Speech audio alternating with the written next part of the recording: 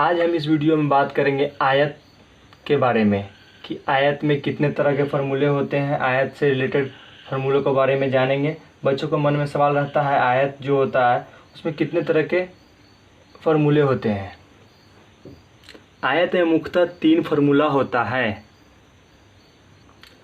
आयत का क्षेत्रफल, आयत का परिमाप या परिमिति या परिधि जो भी कहें, आयत का विकर्ण।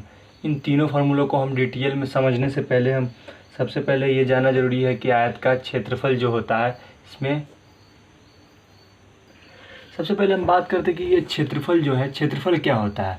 क्षेत्रफल उसको कहते हैं कि मतलब कोई भी वस्तु या कोई भी आकृति जो जगह छेकता है, मतलब ऑक्युपाइड करता है, मतलब जो जगह छेकता है। जैसे मान लीजिए ये वृत्त है, ये जो जगह छेक रही है, जो जगह ऑक्युपाइड कर रही है, जितना एरिया, वही एरिया क्षेत्रफल कहलाता है। क्षेत्रफल समझने में आपको कोई दिक्कत नहीं होनी चाहिए। मतलब कोई भी आकृति या हम वर्ग के बारे में बात कर ले, वर्ग में भी जो जगह छेकेगी, वही जो एरिया छेकेगी या ऑक्युपाइड करेगी, वही उसका क्षेत्रफल कहलाता है। क्षेत्रफल समझने में दिक्कत नहीं होना चाहिए कि क्षेत्रफल किसे कहते हैं। आयत का क्षेत्रफल होता है लंबाई गुना चौड़ाई, area of rectangle equal to length into breadth. अगर हम इसको एग्जाम्पल के मदद से हम अगर एक क्वेश्चन बना लेते हैं कि मान लीजिए आयत का जो लंबाई है, यानी यहाँ से यहाँ तक जो है, यहाँ से यहाँ तक ये दोनों लंबाई है। अगर लंबाई 4 मीटर है, अगर चौड़ाई 3 मीटर है, तो आयत का लेंथ अगर 4 है, ब्रेथ 3 है, तो आयत का क्षेत्रफल क्या होगा। आयत का क्षेत्रफल बराबर होगा, लेंथ की जगह 4 रख देंगे, ब्रेथ की जगह 3 रख देंगे और इसको मल्टीप्लाई कर देंगे तो 4 तिहाई 12, और क्षेत्रफल जो है उसको स्क्वायर में लिखते हैं तो ये हो जाएगा मीटर स्क्वायर। 4 मीटर ये है, 3 मीटर ये है। तो आपको ये समझ में आ गया कि कोई भी अगर किसी भी तरह से आपको आयत का क्षेत्रफल निकालने के लिए दे, लेंथ ब्रेथ मालूम रहे तो लेंथ ब्रेथ का वैल्यू पुट कर देंगे तो उसकी मदद से आपको आयत का क्षेत्रफल निकल जाएगा। आयत का परिमाप जानने से पहले हमको ये ज़रूर जान लेना चाहिए कि परिमाप किसे कहते हैं। ये जो परिमाप है वो किसे कहते हैं। तो परिमाप एक्चुअली में 2 शब्दों से मिलकर बना है, परि प्लस माप।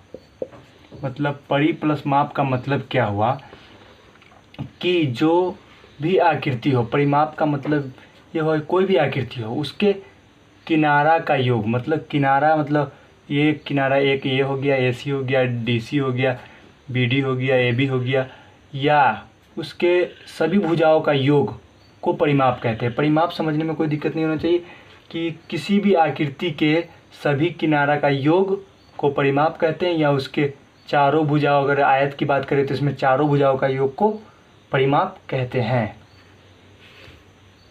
आयत का परिमाप होता है 2 इंटू लंबाई प्लस चौड़ाई, perimeter of rectangle 2 into length plus breath. अब हम बात कर लेते हैं एक एग्जाम्पल की मदद से कि आयत की लंबाई अगर 5 मीटर है, ये लंबाई अगर 5 मीटर है और चौड़ाई अगर 3 मीटर है, तो आयत का परिमाप क्या होगा। हमको कुछ नहीं करना, सिर्फ और सिर्फ आयत का परिमाप का फॉर्मूला याद करके रखना है। 2 इंटू लेंथ प्लस ब्रेथ होता है। तो यहाँ पर लेंथ कितना है, 5 है, तो यहाँ पर लेंथ की जगह 5 रख देंगे, प्लस ब्रेथ कितना है, 3 है, तो यहाँ पर 3 रख देंगे।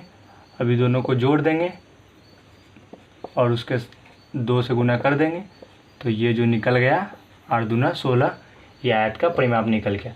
मतलब हमको कुछ नहीं करना, बस कि आयत का परिमाप का फॉर्मूला याद करके रखना है कि 2 इंटू लंबाई प्लस चौड़ाई होता है, और उस लंबाई की जगह कितना है और चौड़ाई की जगह जितना है वो दोनों को उठाकर इस फार्मूला में पुट कर देंगे, यानी डाल देंगे, तो आयत का परिमाप निकल जाएगा। आयत का विकर्ण जानने से पहले हमको ये जानना बेहद ज़रूरी है कि विकर्ण किसको कहते हैं। तो ज्यामिति में किसी बहुभुज या किसी बहुफलक के 2 सम्मुख को मिलाने वाली रेखा खंड को विकर्ण कहते हैं। विकर्ण का मतलब हुआ किसी भी ज्यामिति या बहुफलक में 2 सम्मुख को, मतलब 2 शीर्ष को मिलाने वाली रेखाखंड को विकर्ण कहते हैं। जैसे ये आयत में बात करें तो 2 शीर्ष, एक शीर्ष ये है, एक शीर्ष ये है, A है और एक D है। दोनों शीर्ष को मिलाने वाली जो रेखाखंड होगी, दो सम्मुख को मिलाने वाली रेखाखंड होगी, उसे विकर्ण कहते हैं। तो इस यहाँ से सी से बी को भी मिला देने पर भी एक विकर्ण ये हो जाएगा, एक विकर्ण ये हो जाएगा। तो आयत में कितने विकर्ण हो गए? आयत में कुल 2 विकर्ण होते हैं। ये बात याद करके रखना है कि आयत में 2 विकर्ण होते हैं। आयत के विकर्ण का फॉर्मूला होता है रूट अंडर लंबाई स्क्वायर प्लस चौड़ाई स्क्वायर, या root under length square plus breadth square. ये आयत का विकर्ण का फॉर्मूला होता है, ये आप लोग याद कर सकते हैं।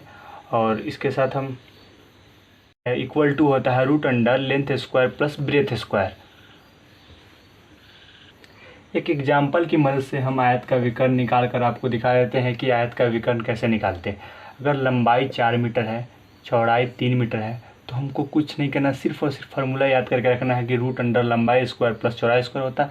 इसलिए लंबाई के जगह हम कितना है, 4 है तो 4 का स्क्वायर कर देंगे, प्लस चौड़ाई कितना है, 3 है तो 3 का स्क्वायर कर देंगे। अभी इसका स्क्वायर हो जाएगा 16 और 3 का स्क्वायर 9, इसको रूट के अंदर जोड़ देंगे और इसका वर्गमूल निकाल देंगे तो 5 निकल जाएगा। तो आयत का विकर्ण कितना निकल गया? ये जो विकर्ण निकला 5 मीटर निकल गया। तो आपको कोई भी दिक्कत नहीं होना चाहिए कि आयत का विकर्ण कैसे निकलता है। सिर्फ फार्मूला याद करना है कि रूट अंडर लंबाई स्क्वायर प्लस चौड़ाई स्क्वायर होता है, और उस फार्मूला को इस जो वैल्यू दिया रहेगा उसमें पुट कर देना है। तो ये विकर्ण की जो लंबाई निकल गई 5, दोनों विकर्ण की लंबाई 5-5 मीटर होगी। हमने अभी तक आज की क्लास में क्या क्या पढ़ा है देख लेते हैं। हमने पढ़ा है कि आयत का क्षेत्रफल क्या होता है, लंबाई गुने चौड़ाई, मतलब इंग्लिश में बोले तो area of rectangle equal to length into breadth. आयत का परिमाप पढ़ा है, आयत का परिमाप होता है 2 इंटू लंबाई प्लस चौड़ाई। Perimeter of rectangle 2 into length plus breadth. आयत के विकर्ण को पढ़ा है कि रूट अंडर लंबाई स्क्वायर प्लस चौड़ाई स्क्वायर। इंग्लिश में बोलते हैं diagonal equal to diagonal of rectangle equal to root under length square plus breadth square.